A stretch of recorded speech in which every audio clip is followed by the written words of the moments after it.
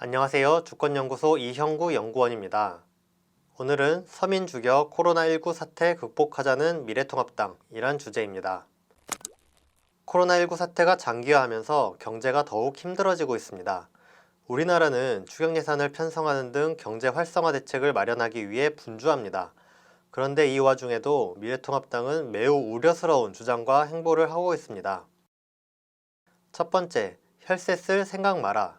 코로나19 사태를 빌미로 혈세를 쏟아부을 생각은 접어야 한다. 미래통합당이 코로나19 사태가 시작된 이후 처음 경제 이야기를 한 건 2월 20일이었습니다. 이날 황교안 미래통합당 대표는 정부에 코로나19를 빌미로 세금을 쓸 생각하지 말라고 오금을 박았습니다. 황교안의 발언이 나오자 국민은 대구를 버리라는 말이냐며 비난을 쏟아냈습니다. 심지어 미래통합당 내에서도 추경이 시급하다며 황교안의 주장과 정면 배치되는 말이 나왔습니다. 결국 황교안은 세금을 쓸 생각하지 말라고 발언한 다음 날 필요한 곳에 대한 추경은 해야 된다는 입장이라고 번복했습니다. 애초에 코로나19로 인한 경제 피해가 크기 때문에 추경 자체는 불가피했습니다. 3월 17일 국회에서 11.7조 원 규모의 추경 예산안이 통과됐는데 미래통합당은 대구 경북 지역에 1조 원을 더 투입해야 한다고 요구했습니다. 미래통합당도 추경이 절실하다고 생각한 것입니다. 이렇게 추경이 절실하다는 걸 알면서도 반대한 미래통합당의 심보는 무엇입니까? 미래통합당은 총선에서 승리하기 위해 정부가 하는 일이라면 딴죽을 놓으려 일단 반대부터 하는 것으로 보입니다. 두 번째, 법인세를 인하하라. 미래통합당은 3월 12일 미래통합당이 해법을 내놓을 테니까 정부가 결단하라며 구체적인 경제 대책을 내놓기 시작했습니다. 미래통합당이 내놓은 대책이 무엇일까요? 첫 번째 대책은 바로 법인세 인하입니다. 법인세 인하란 법인이 내는 세금을 줄여주자는 것입니다. 법인세를 인하하면 물론 법인세를 내는 소상공인에게 도움이 되긴 될 것입니다. 그러나 법인세는 소득이 크면 클수록 많이 내기 때문에 국가에 들어오는 총 법인세 중 상당부는 대기업들이 냅니다. 즉 법인세를 인하하면 대기업에게 혜택이 집중되는 것입니다. 대기업은 한박 웃음을 짓겠지만 국민에게 돌아가는 건 과사부스러기인 셈입니다. 세입이 줄어들면 그만큼 정부가 지출을 줄이게 된다는 점에선 법인세를 인하하면 국민 대부분은 오히려 피해를 본다고 할 수 있습니다. 이명박근혜 정권 때 법인세를 대폭 인하했었습니다. 그런데 기업이 법인세가 인하됐다고 임금 한 푼 더 준 일이 있었습니까? 대기업의 이윤을 늘려주는 것으로는 코로나19 사태를 극복할 수 없습니다.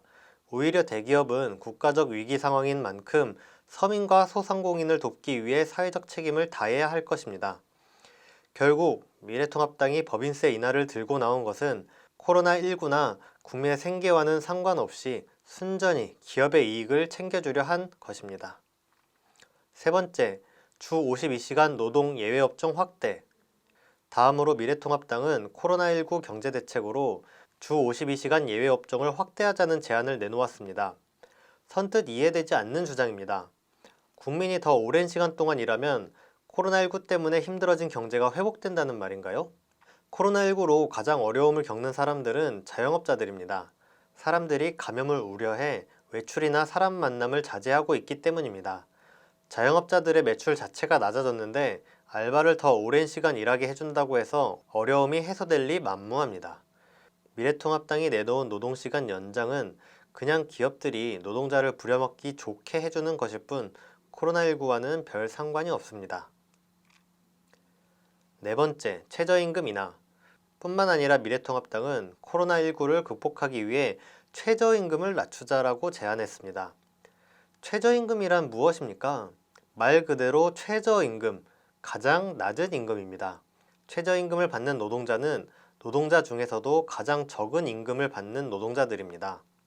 그렇다면 미래통합당이 코로나19 사태 대책으로 최저임금 인하를 들고 나온 건 무슨 뜻입니까? 노동자 중에서도 가장 어려운 상황에 놓인 노동자의 호주머니를 털어 경제 위기를 극복하자는 소리입니다. 미래통합당의 최저임금 인하 주장은 그야말로 잔인합니다.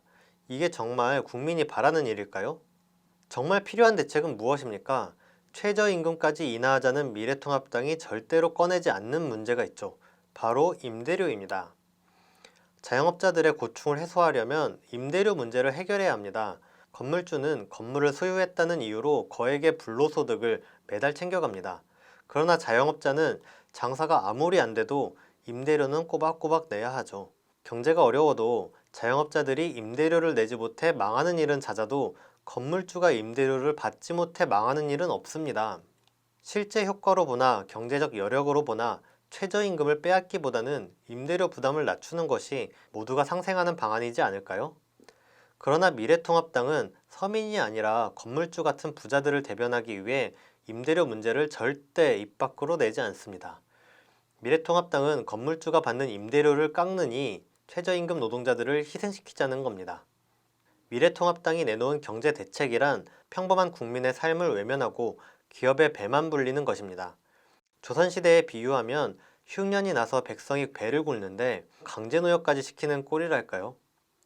코로나19 사태가 터지기 전에 박근혜를 탄핵하고 정권을 교체한 게 정말 다행인 것 같습니다. 오늘 주권 칼럼은 여기까지 하겠습니다. 감사합니다.